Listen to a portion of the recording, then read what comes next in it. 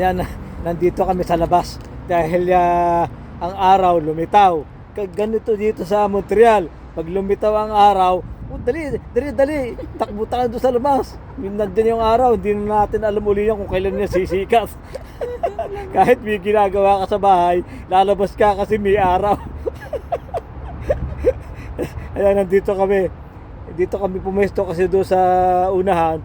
May araw nga. Napakalakas naman ng hangin, lintik. Malamig din.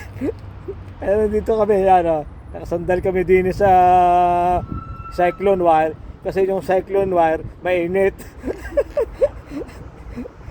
Dyan sa Pilipinas, pag may araw, tago. Dito, pag may araw, labas.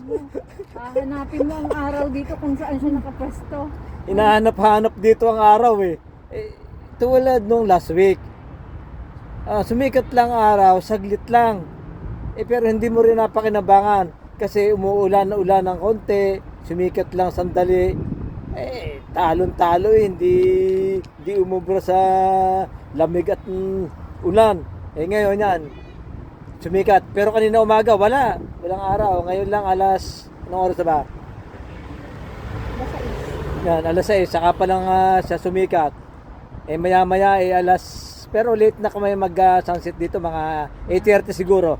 Ang sunset namin, 8:30 to 9. Kahapon ang sunset 8:35 Nung isang araw, alas 9.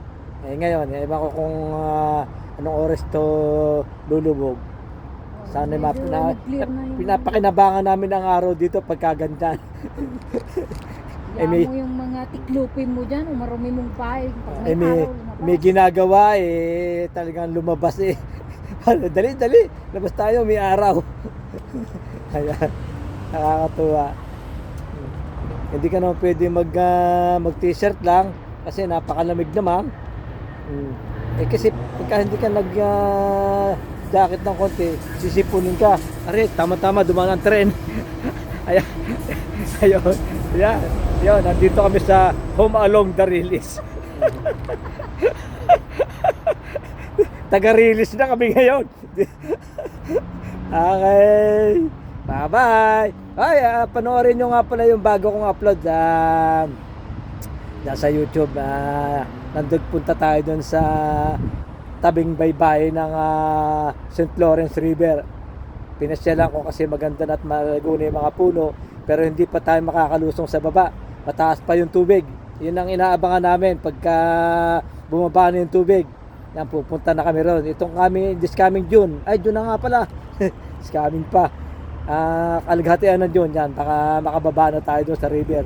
Doon kami nanananghalian Okay, bye-bye. See you in YouTube, mga pare ko.